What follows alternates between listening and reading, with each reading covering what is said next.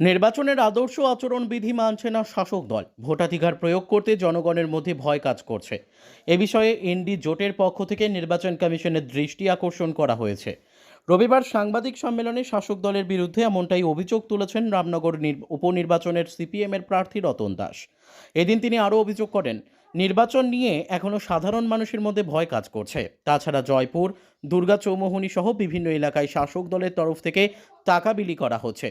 তিনি আরও বলেন, লোকসভা নির্বাচনের আদর্শ আচরণ বিধি মানছে না শাসক দল, পাশাপাশি ইন্ডি জোটের প্রচার সজ্জা ধ্বংস করে দিচ্ছে।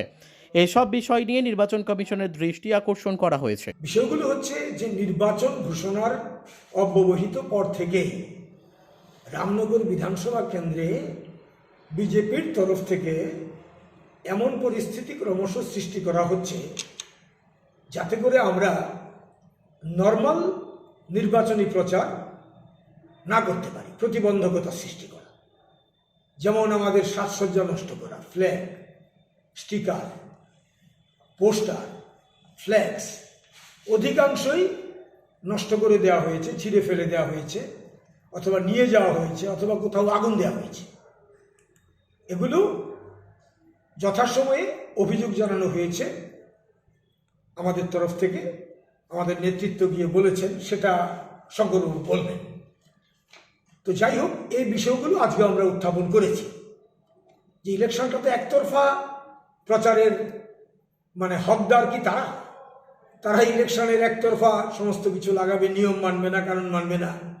সরকারি পোস্টের মধ্যে প্রধানমন্ত্রীর ছবি, তারপরে মেয়রের ছবি, মুখ্যমন্ত্রীর ছবি বেঁধে রেখেছে, ডাউস ডাউস পতাকা লাগিয়ে রেখেছে, কিছুই বলা হচ্ছে না।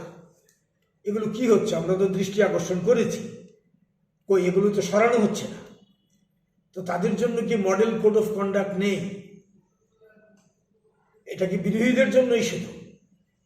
তো আমরা কংগ্রেস দল, আমরা সিপিআইএম, আমরা একসঙ্গে লড়ছি লোকসভা বিধানসভায়, এই বিষয়গুলো আমরা দেখেছি। তারপরে আমরা বলেছি যে একটা পরিবেশ সৃষ্টি করে রাখা হয়েছে ভোটারদের মধ্যে, একটা চাপা আতঙ্কের পরিবেশ। গেলেই তারা বলছেন যে ভোট দিতে পারবো তো, অতীতের অভিজ্ঞতা ভালো না। তারা এইভাবে আমাদের প্রশ্ন করছেন। এই বিষয়গুলো বললাম যে যদি ফ্রি অ্যান্ড ফেয়ার ইলেকশনেই করতে চান, তাহলে ভোটারদের মন থেকে এই আতঙ্কের পরিবেশ, মনোভাব আপনারা দূর করুন। Create confidence among the electors. তাদের কাছে আপনারা বলুন যে নির্বাচনে অংশগ্রহণ করুন, নির্ভয়ে করুন। ফ্রি ফেয়ার ইলেকশন যাতে হয়, তার জন্য ভোটার্স শুড কাম ফরওয়ার্ড। এই একটা কনফিডেন্সের যে ব্যাপার, এই ব্যাপারটা আপনারা ভোটারদের মনে তৈরি করুন। এই বিষয়টা আমরা সেখানে বলেছি। তারপরে আমরা বললাম যে একটা ফিয়ার সাইকোসিস তৈরি করা হচ্ছে, পাশাপাশি এটা বলেছি আর কি আমরা। তো এতে ভোটারদের মধ্যে একটা নেগেটিভ অ্যাটিটিউড তৈরি হচ্ছে যে আমরা ভোট কেন্দ্রে যাব, ভোট কেন্দ্রে গিয়ে আগের মতোই বাধাপ্রাপ্ত যদি হই, তাহলে কীভাবে ভোট দেব? এই বিষয়গুলো আমরা রেখেছি। এবং বিভিন্ন জায়গার মধ্যে দুর্বৃত্তরা এই ধরনের পরিবেশ তৈরি করছে।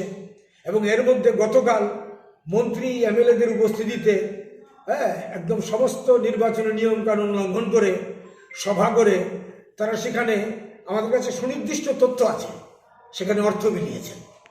Bureau report, news daily Bharat.